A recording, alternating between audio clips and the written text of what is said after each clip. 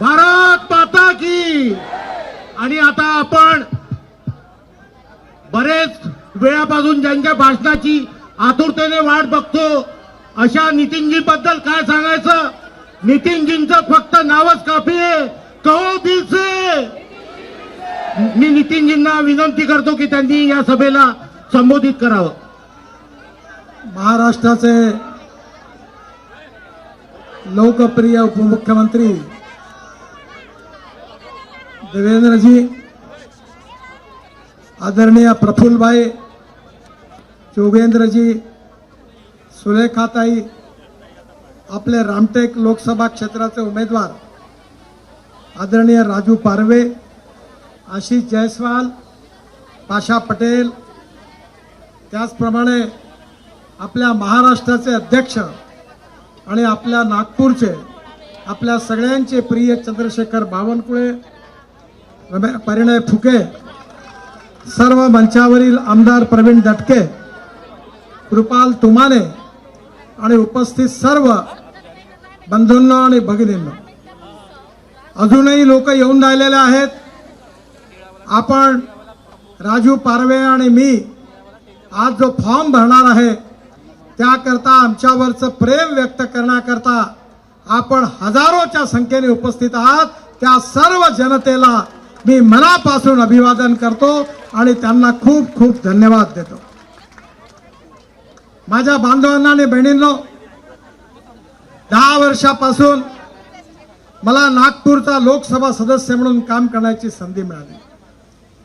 कृपाल तुमाने यांनी रामटेकचं प्रतिनिधित्व केलं आणि या काळामध्ये नागपूर लोकसभा क्षेत्रामध्ये या 10 वर्षात 1,00,000 कोटीपेक्षा जास्त रुपयाची विकास कामं आपल्या आशीर्वादामध्ये झाली। याचा श्रेय मला नाही आहे, याचा श्रेय देवेंद्रजींना नाही आहे, याचा श्रेय खऱ्या अर्थाने माझ्या समोर असलेल्या हजारो कार्यकर्त्यांना। कारण तुम्ही आमच्यावर विश्वास दाखवला नसता आणि ही संधी दिली नसती तर हे कार्य करण्याची आम्हाला संधीच मिळाली नसती। मला विश्वास आहे इथल्या तरुण मुलांना रोजगार मिळाला पाहिजे म्हणून मिहान प्रकल्प सुरू झाला, 24 तास पाण्याची व्यवस्था झाली, नागपूर शहरामध्ये अनेक रेकॉर्ड झाले, रस्ते पुलांचे, हे सगळे तुमच्या सहकार्यामुळे झाले। माझ्या बांधवांना बहिणींना मला आपल्याला विनंती करायची आहे की या निवडणुकीत मी विजयी तर होणारच आहे, पण मी आपल्या सगळ्यांना विनंती करीन की आपल्या सगळ्यांच्या परिश्रमाने, आपल्या सगळ्यांच्या मेहनतीने यावेळी 75% मतदान झालं पाहिजे आणि 5 लाखापेक्षा जास्त मताने आपण या मतदारसंघातून मला विजयी करावं अशी माझी आपल्या सगळ्यांना विनंती है। आप सबको पता है कि मोदी जी के नेतृत्व में हम आत्मनिर्भर भारत बन रहे हैं, $5 ट्रिलियन की इकोनॉमी बना रहे हैं। हम दुनिया को विश्व गुरु हम बनाने वाले हमारे देश को, इस देश का सर्वांगीण विकास हो, गांव गरीब मजदूर किसान का कल्याण हो और सुखी समृद्ध संपन्न भारत हो, यही हमारा सबका मिशन है। और इसीलिए आपके आशीर्वाद से मोदी जी के नेतृत्व में फिर से एक बार एनडीए सरकार आएगी और महाराष्ट्र में हमारे एकनाथ शिंदे जी, अजित पवार जी और देवेंद्र जी, इनके सबके नेतृत्व में महाराष्ट्र में भी हम विकास के कई 4 चांद लगा देंगे, ऐसा मुझे विश्वास है। मैं आप सबको बहुत बहुत धन्यवाद देता हूं।